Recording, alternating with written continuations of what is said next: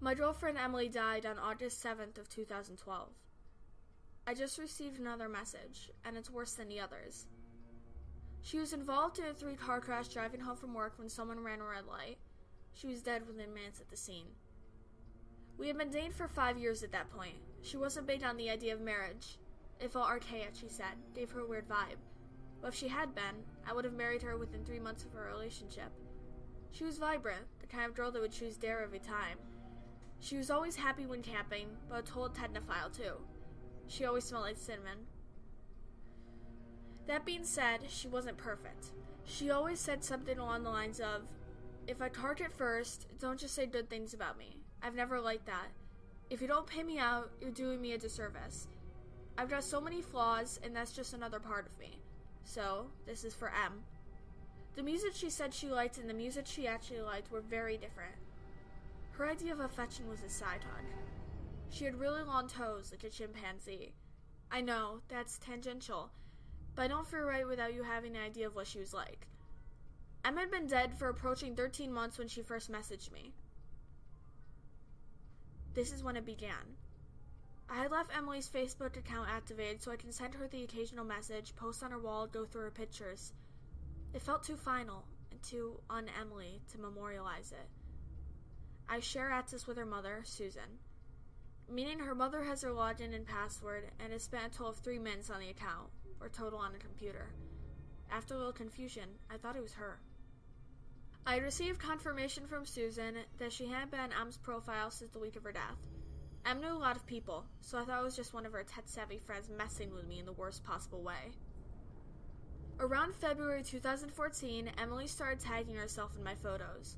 I would get notifications for them, but they'd normally be removed by the time I got to the picture.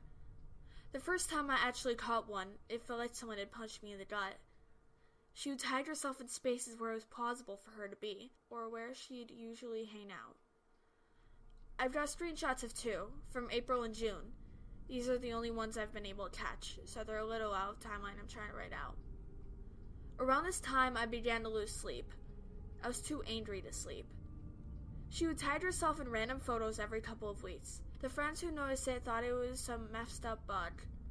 I found out recently that there had been friends who have noticed and didn't say anything about it. Some of them even removed me from their Facebook friends list. At this point, you may be wondering, why didn't you just kill your Facebook profile? I almost wish I did. I did for a little while. On days when I couldn't get out there, it's nice to have some friends to chat with. It's nice visiting Em's page when the little green dot is next to her name. I was already socially reclusive when Em was alive. Her death turned me into something pretty close to a hermit, and Facebook and MMOs are my only real social outlets. March 15, 2014. I sent what I assumed was Em's hacker a message. On March 25th, I got an answer. It wasn't until a few months after going through these chats I discovered that she was recycling my own words as well. My response seems kinda lackluster here. I was intentionally providing her/him with emotional bait. This is actually devastating. To keep them interested in their game. I was working off the assumption that the kind of person who would do this is the kind of person that thrives off of the distress of others. I was posting in tech forums, trying to find a way to find this person, contacting Facebook. I needed to keep them around to gather evidence. I had even changed the password and security details several times. April 16th, 2014. I received this.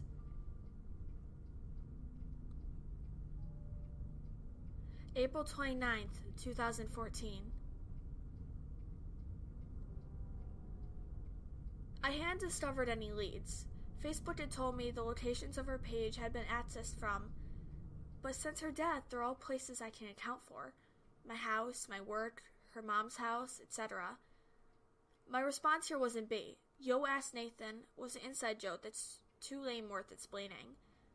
But seeing her say it again was absolutely freaking crippling.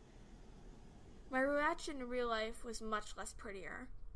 Her last few messages have started to scare me, but I wouldn't admit it until this point. May 8th, 2014. I don't even have words for this. Freezing, is the first original word she said. This has given me nightmares that just won't end.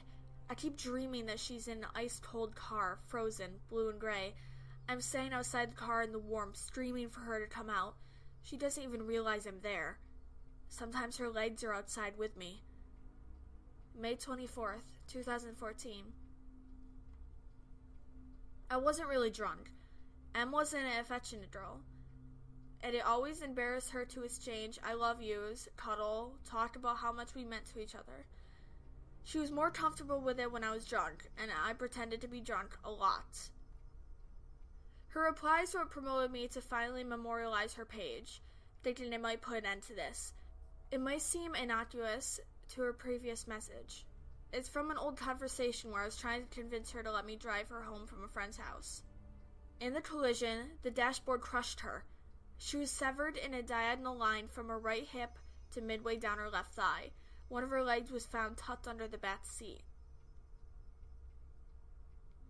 August 7th, 2012. Going back in time. These are the messages I sent her the day she died. She was usually home by 4:30. This, alongside a couple voicemails, is the last time I talked to her under the assumption that she was still alive. You'll see why I'm showing you these soon. July 1st, 2014. I got these messages yesterday. I memorialized her page a few days after the message about walking. Until today, she'd been quiet. She hadn't even been tagging herself in my photos. I don't know what to do anymore. Do I kill her profile? What if it is her? I feel like I want to puke. I don't know what's happening. I just got the notification. I heard the alert sound. I'm just too afraid to swap windows and check it. I checked the alert. I heard it as I was compiling all this together.